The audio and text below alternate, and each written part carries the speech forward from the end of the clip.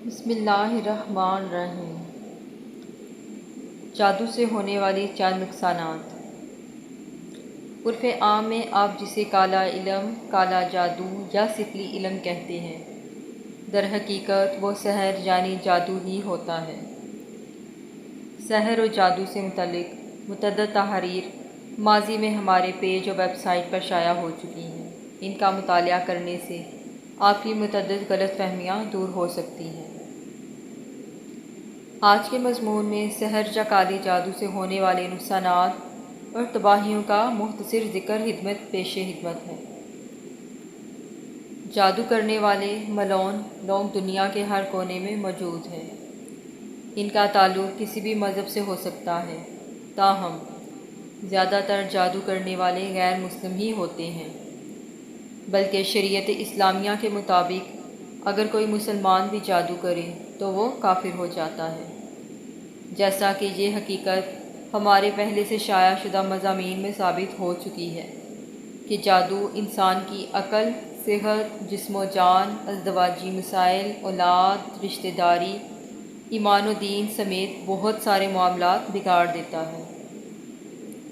اسی تناظر میں کچھ مسائل کی وضاحت حسب ذیل ہے، لیکن یہ پیش نظر ہے کہ ہر انسان پر ہونے والے جادو کی شدت، دورانیہ اور اس کے اثرات مختلف ہو سکتے ہیں۔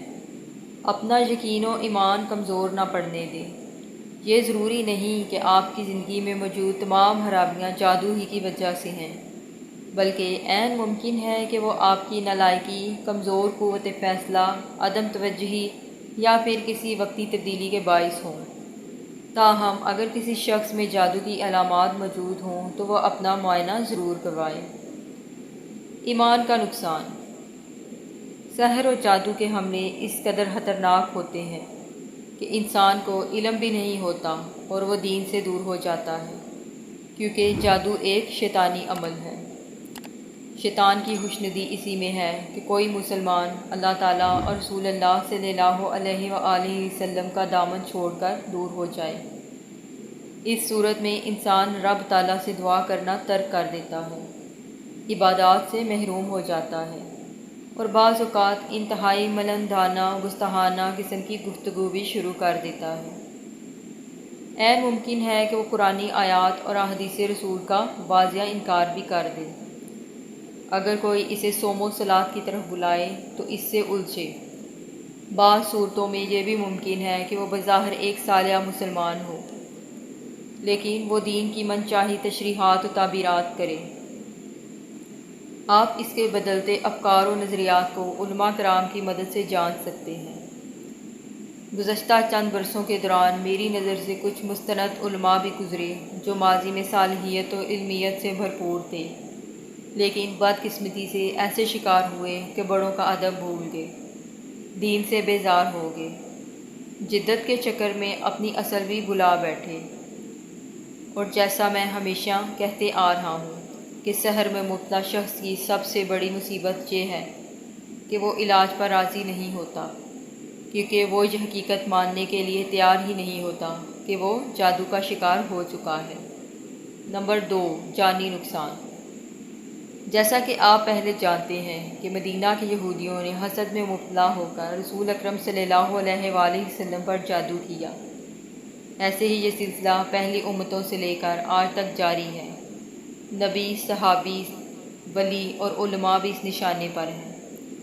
جب کسی انسان کو نعمت سے نوازا جاتا ہے تو بعض لوگ حسد میں مبتلا ہو کر نعمت چھیننے کی کوشش کرتے ہیں۔ فی زمانہ خاندانی جھگڑے، ساس بہو کے معاملات، پسند کی شادی، کاروبار وغیرہ کے معاملات کی آڑ میں دوسروں کی جان پر جادو کے وار کرنا عام ہے۔ اس میں عین ممکن ہے کہ جادوگر ایسا حملہ کرے جس سے جسم کا کوئی ایک حصہ مفلوج ہو جائے، یا کوئی ایسی بیماری لگ جائے جس کی ڈاکٹر صاحبان کو بھی سمجھ نہ آئے، یا بیماری کی تشخیص ہو جائے لیکن دوا اثر نہ کرے، نتیجتاً بندہ مختصر یا طویل مدت تک بیمار رہ کر موت کا شکار ہو جائے۔ یہ بھی عین ممکن ہے کہ جادو کے حملے کی وجہ سے بندہ حادثاتی موت کا شکار ہو جائے۔ اس کا انحصار جادو کی شدت و قسم پر ہے۔ مثلاً یہ بھی ہو سکتا ہے کہ کوئی عالم صاحب بہت اچھا بیان کرتے ہوں تو تو ان کے حاسد لوگ جادو کے ذریعے ان کی آواز ہی بند کروا دیں۔ ہندوستان اور پاکستان کے متعدد ایسے علماء کو میں براہ راست جانتی ہوں جن کی اموات جادو کی وجہ سے ہوئی۔ یہ بھی ممکن ہے کوئی لڑکا یا لڑکی بہت خوبصورت اور دلربا ہو، حاسدین اس پر بیماری کا جادو کریں اور اس کی خوبصورتی جاتی رہے۔ نمبر 3، ازدواجی تعلقات میں نقصان۔ جادو سے یہ بالکل ممکن ہے کہ ہنستے بستے گھر اجاڑ دیے جاتے ہیں۔ اس قسم میں شوہر اور بیوی کا باہمی تصادم، اختلافات، بدتمیزی، ایک دوسرے کی تذلیل و تحقیر، روٹھ کر گھر چھوڑ جانا، طلاق و خلا کا ہو جانا وغیرہ ممکن ہے۔ ایک دوسرے کی محبت میں مبتلا ہو کر شادی کرنے والے کچھ ہی عرصے کے بعد ایک دوسرے کے دشمن بن جاتے ہیں۔ اسی طرح کے متعدد کیسز ہم عموماً دیکھتے رہتے ہیں۔ یہ بھی ممکنات میں سے ہے کہ شوہر پر کسی دوسری عورت کی نظر ہو، وہ جادو کے ذریعے اسے اپنی طرف کھینچنے میں کامیاب ہو جائے۔ یہ اپنی بیوی سے آہستہ آہستہ دور ہو جائے گا۔ اسی طرح یہ بھی ممکن ہے کہ بیوی کی طرف کسی غیر مرد کی توجہ ہو، وہ جادو سے اسے اپنی طرف متوجہ کر لے۔ یہ شوہر کی بجائے کسی اور کی محبت پال بیٹھے گی۔ ہمارا آنکھوں دیکھا مشاہدہ ہے کہ شوہر پر جادو کر دیا جاتا ہے، وہ بیوی کے ساتھ ازدواجی تعلقات ترک کر دیتا ہے۔ جادوگر یا جس نے جادو کروایا ہوتا ہے، بیوی اس کے ساتھ وابستہ ہو جاتی ہے۔ کسی شخص کے ساتھ زنا سے اولاد پیدا ہو جاتی ہے، لیکن ساری حقیقت سے واقفیت رکھنے کے باوجود شوہر کا دماغ اس قدر قید و بند کا شکار ہوتا ہے کہ وہ حقائق سے پردہ ہی نہیں اٹھا سکتا۔ کئی شوہر ایسے بھی دیکھے جو ماں سے بڑھ کر بیوی کی عزت کرتے ہیں، جبکہ اس کی ماں کی حالت شدید خراب ہوتی ہے۔ نمبر 4، حمل کا نقصان۔ جادو سے حمل کی بندش بھی کر دی جاتی ہے۔ وقت سے پہلے بچوں کی پیدائش ہو جاتی ہے اور پھر بچے لاغری کا شکار رہتے ہیں۔ معذور بچے پیدا ہوتے ہیں، جسم کے بعض اعضاء معطل ہو جاتے ہیں، آنکھیں بند ہو جاتی ہیں، ٹانگ چھوٹی ہے وغیرہ۔ یہ سب معاملات کسی طبی و جسمانی خرابی کی وجہ سے بھی ممکن ہو سکتے ہیں، لیکن یہ بھی ممکن ہے کہ طبی خرابی کے پیچھے کوئی ساحر ہی موجود ہو۔ جادوگر کافر ہوتے ہیں، اس لیے ان کے ہاں شریعت کا احترام تو بالکل بھی نہیں ہوتا۔ کئی بار ایسے معاملات بھی سامنے آئے ہیں کہ کسی عورت کو حاملہ ہونے سے روکنے کے لیے اس کے محسوس اعضاء کے پتلے بنا کر اس میں کیلیں اور میہیں ٹھونک کر بندش بند کی جاتی ہے۔ یہ ضروری نہیں کہ ایسا شادی شدہ عورتوں کے ساتھ ہی ہو، بلکہ کئی کیسز ایسے بھی دیکھے کہ کنواری و پاک باز لڑکیوں کو جادو کے ذریعے بھانج کیا جا چکا ہوتا ہے۔ مرد حضرات کی جنسی طاقت ختم کر دی جاتی ہے اور وہ باپ بننے کی صلاحیت سے محروم ہو جاتے ہیں۔ درجنوں بار یہ تجربہ ہوا کہ زوجین کے میڈیکل سائنس کے اعتبار سے تمام ٹیسٹ 100% درست آتے ہیں، یا اگر کوئی خرابی ہو تو علاج اور سرجری کے بعد ڈاکٹر انہیں مکمل فٹ قرار دیتے ہیں، لیکن حمل نہیں ٹھہرتا۔ اس کی ممکنہ وجوہات میں سے ایک وجہ جادو یا نظر بد ہو سکتی ہے۔ میرا ہمیشہ یہی طریقہ ہے کہ اس طرح کے معاملات میں دونوں کے میڈیکل لیبارٹریز سے مکمل ٹیسٹ کروائے جائیں۔ اگر کوئی طبی معاملہ ہو تو فقط شفا کے وظائف یا حسب ضرورت نقوش دے دیے جائیں اور ڈاکٹر صاحبان سے علاج کروایا جائے۔ تاہم اگر معاملہ سحر کا ہو تو اس مناسبت سے علاج کروایا جائے۔ نمبر 5، مالی نقصان۔ عملیات اور روحانی علاج کی فیلڈ میں سب سے زیادہ یہی نقصان دیکھا ہے۔ اس نوعیت کے نقصان بے شمار دیکھے۔ دونوں میں ارب پتی لوگوں کو مفلس ہو کر فٹ پاتھ پر پہنچتے دیکھا ہے۔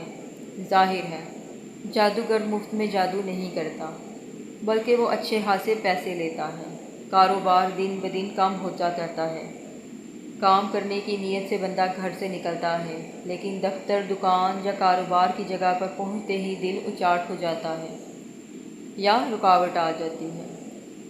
Production, supply chain, logistics management سمیت مختلف مراحل و معاملات میں ان دیکھی و غیر متوقع پریشانیاں آنا شروع ہو جاتی ہیں۔ اچھے ہاتھ سے چلتے ہوئے کاروبار میں بھی کبھی کوئی قانونی رکاوٹ آ جائے تو وہ اس قدر طول پکڑتی ہے کہ ایک گتھی سے جاؤ 10 مزید تیار ہو جاتی ہیں۔ مثلاً آپ کی فرم میں کام کے اوقات میں کوئی مزدور اچانک حادثے کا شکار ہو جائے تو اس کا معاملہ اس قدر پیچیدگی کا شکار ہو جائے کہ پریشانی اور ڈپریشن کی وجہ سے بندہ کاروبار پر توجہ ہی نہیں دے پاتا۔ نتیجتاً آہستہ آہستہ سب کچھ برباد ہو جاتا ہے۔ ایسی ہی ایک مثال یہ بھی ہے کہ کلائنٹ سے ایڈوانس رقم پکڑ کر دوسرے ملک سے میٹیریل امپورٹ کیا۔ اب یہ میٹیریل کسٹمز کلیئرنس میں کئی مہینوں تک پھنسا رہے۔ منافع تو ضائع ہو ہی جائے گا، لیکن قانونی پھندے بھی بندے کے گلے تک آ جاتے ہیں۔ بعض اوقات ایسے مسائل بھی دیکھنے میں آتے ہیں کہ بینکوں سے قرض لے کر کاروبار میں پیسے ملا لیے، بعد ازاں کاروبار میں رکاوٹیں آ جاتی ہیں۔ کاروبار چلے یا نہ چلے، لیکن بینک سے لیا گیا قرض مقررہ مدت و معاہدے کے حساب سے ادا کرنا ہوتا ہے۔ لیکن دوسری طرف جادوگر اپنا کام دکھا رہے ہوتے ہیں، قرض ادا نہیں ہو پاتا، نتیجے میں فیکٹری، کارخانہ، تجارت اور سب کچھ بند ہو جاتا ہے اور بندہ جیل کی ہوا کھا رہا ہوتا ہے۔ اس طرح کے کئی معاملات نے دنیا کے ہر کونے میں دیکھے ہیں۔ جب جادوگر کسی شخص کا کاروبار تباہ کرتے ہیں تو اس کے ساتھ ساتھ وہ اپنی اولاد، بیوی، رشتہ دار اور قریبی لوگوں سے بھی محروم ہو سکتا ہے، کیونکہ دنیا میں اکثریت ایسے لوگوں کی ہے جنہیں آپ کی ذات سے فقط دینی مفاد کے تحت تعلق رکھنا ہوتا ہے۔ جو ہی مشکل وقت دیکھیں لوگ منہ پھیر لیتے ہیں۔